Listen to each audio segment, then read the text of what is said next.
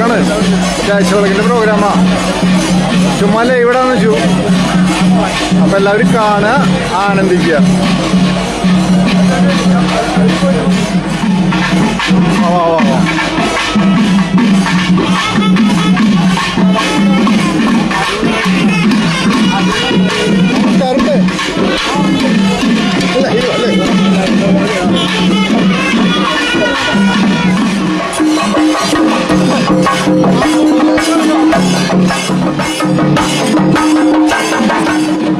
ഞങ്ങളുടെ നാട്ടിലെ കോളങ്ങാട്ടുകാരുടെ ദേശത്തെ ദേശവിളക്കാണ്.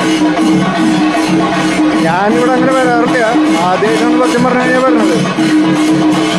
ഇതൊരു ഒരുപാട് ആൾക്കാർ വരുന്ന വലിയൊരു ഫംഗ്ഷനാണ്. ഞാൻ 26-27 വിളക്കാണത്. അപ്പൊ അതിൻ്റെ ഒരു ലൈവ് വീഡിയോ ഉണ്ടെന്നുള്ളൂ. ചുറ്റി നടന്ന് കാണാം. ഏതായാലും ഇവിടെ എത്ര ആളുകൾ ഊട്ടുണ്ടാവും?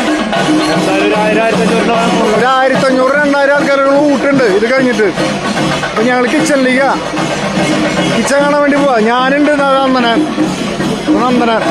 അവിടെ ഉണ്ണിമോണ്ട്. ഉണ്ണിമാൻ ഇവർ ലൈവാ. എല്ലാവരും ഉണ്ടോ ലൈവാ?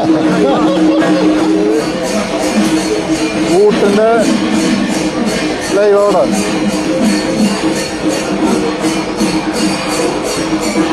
ഇത് കഴിഞ്ഞ ഏകദേശം 2000 ആൾക്കാർക്കുള്ള ഫുഡുണ്ട്. ഊട്ടുപുരല്ല ഞങ്ങൾ വന്നിക്കണത്. ഞാനൊന്നും തന്നെ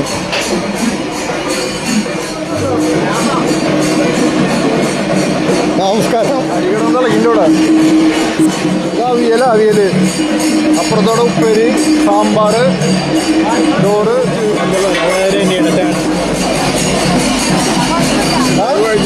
ലൈവ് കഴിഞ്ഞിട്ടില്ല. ഇതൊക്കെ ലൈവ് തന്നെയാണ്. ഞാൻ ഓഫ് ചെയ്തിട്ടില്ല. ഇത് രാജു, ഞങ്ങളുടെ ബാല്യകാല സുഹൃത്ത. ആള്